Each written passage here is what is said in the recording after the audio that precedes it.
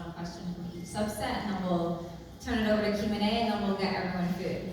So for the first question in healthcare, are politicians doing enough to address healthcare issues in the Black community, especially around Black maternal mortality? Yeah, I just think the research is out there. I know that, I think Serena Williams is doing some work on this a little bit ago. The reality is, if you're looking at the numbers, we know that Black maternal rates are going up. Black women are just dying at higher alarming rates. I think we have to dispel the myth. I don't know if you all are aware of this, but this is pseudoscience now. But it was once believed that Black people weren't given the medicines and the pain medication we needed because they felt we could endure more pain and more pain tolerance. Yeah.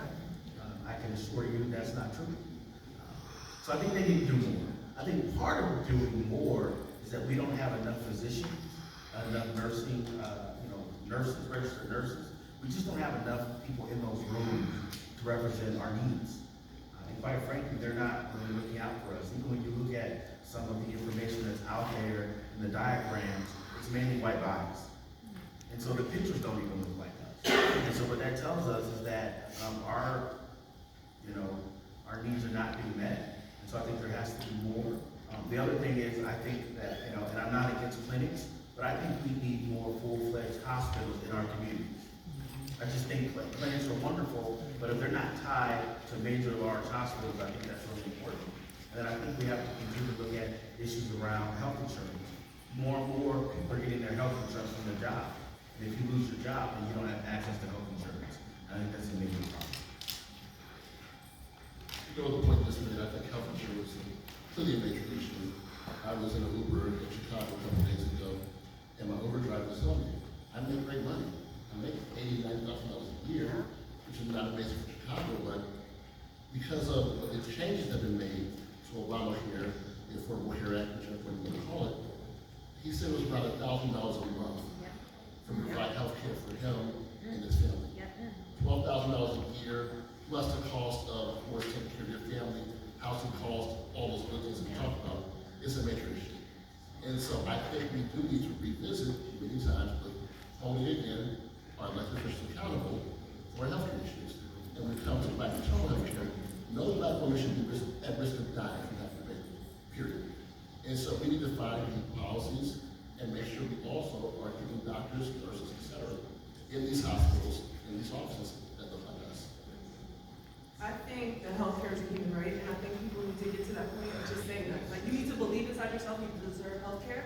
And, as a lover of Massachusetts, I will tell you, people don't know this, in Massachusetts, healthcare is free for the entire state for everybody, no matter how much money you make. It's free. Best heart doctors, go wherever you want, it's free. And you see the population is healthier and safer. And we can just look to other countries about healthcare, education rates. You could just look at Cuba and see that not having enough money, we don't have enough money, we know that that's not an answer, right? We see countries that have no money with 99% literacy rates, with women living through labors. So I think those two things are really, really important. I don't want to just talk about health, we deserve free healthcare. Everyone deserves free healthcare. Stand on that. We deserve free healthcare, like my job. Okay, so I have two more questions and two separate subsets of questions. So if anyone in the audience has questions, please get those ready, and then I'll bring you the microphone. So the next subset is in Black economics. We know that one of the key drivers of wealth in our communities is entrepreneurship. We know that access to capital in our communities is very difficult. So the Fearless Fund has come under attack in the courts. What are your thoughts? For anyone on the panel. Yeah. Sure, for anyone who isn't aware, the Fearless Fund is an organization that supports Black women with micro-business, not even loans, just providing money for Black businesses, run by 2 Black women. And the courts have blocked it. They've now stopped that organization from giving out money because it says it discriminates against non-people of color. I think the reality is as I understand, from something that came out by the Urban League in 2020, the Black dollar only circulates in the Black community one time. Yeah. In the Hispanic community, if I remember the numbers and don't hold me to it, I think it circulates, 6 or 7 times. In the Asian community, it's like 18 times. And so we're not doing a good job of really supporting each other in black business. I think we need to do better. I also think that capital needs to flow. So when we look at some of these major banks, Wells Fargo, it's discriminatory, whatever, Bank of America, I think we need to demand a better capital structure so that we can have money for homes, so we can have money for businesses. We know right now that black people are the number one demographic to actually open up a business.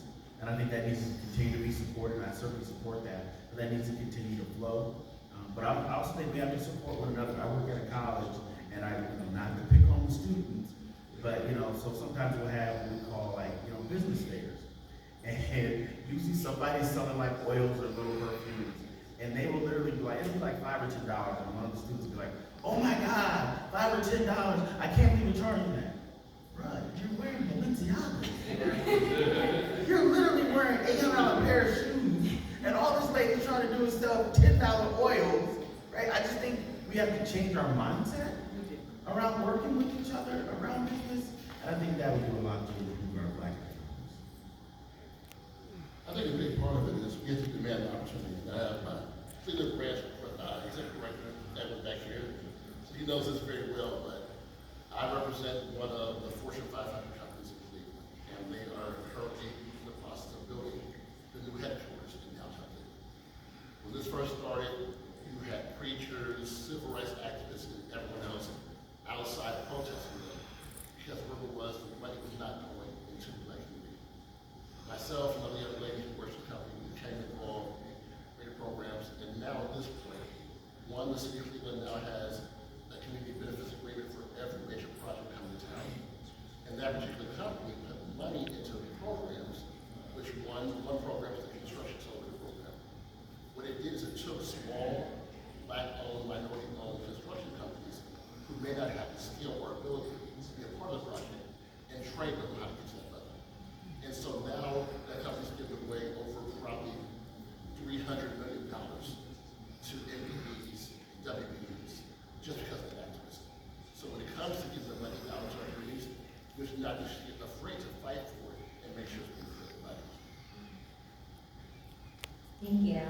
So I can't think of a better way to end this official panel than with this next topic, which is reparations for descendants of enslaved Africans, especially as we talk about our title, the Black Agenda, and we talked a lot about on this panel about demanding what we want when it comes to our vote. So my next question is, should Black folks demand a reparations package? If so, what should be included in it?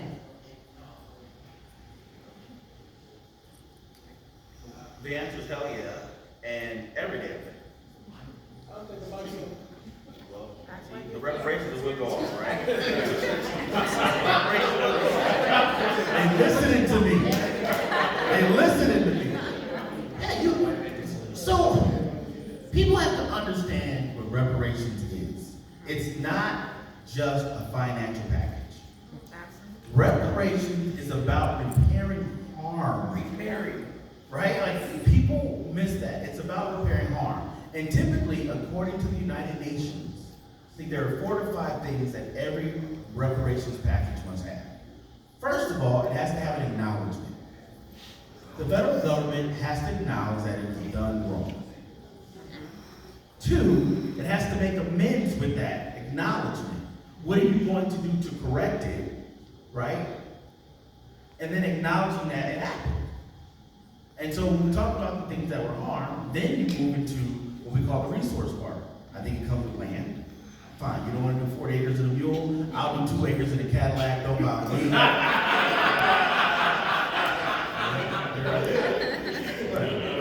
drive a Mazda, don't judge me.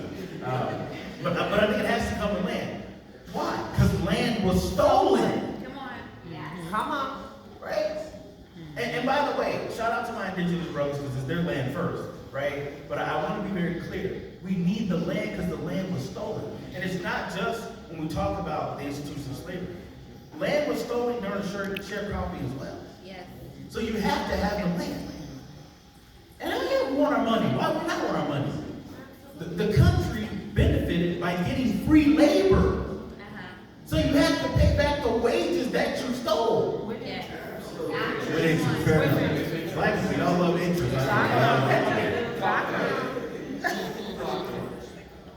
And then you gotta prove to us that it won't ever happen again. There you go. You gotta prove it won't ever happen again, which means that policies and laws have to be enacted, right? And so when I hear black people say, why you gonna give out reparations? All y'all gonna do is spend the money. That's what you're supposed to do! Good money. Good money. You're supposed to spend the money! What are you talking about? You gotta spend the money! Right? People say, well, oh, then you gotta earn it. Here's what people have to understand. White people were given land and money. Yeah. When you talk about these public institutions, these grant land, public education land grants, they were given money. When you talk about the GI Bill, that's giving money. When you talk about fair housing, that's giving money. All that is money that was given that we didn't have access to. So I'm done, but I stand on that. Give me my money. I'm like Farrakhan. He said they print money, print some more. Print some more. Print some more. Print some more. Print some more.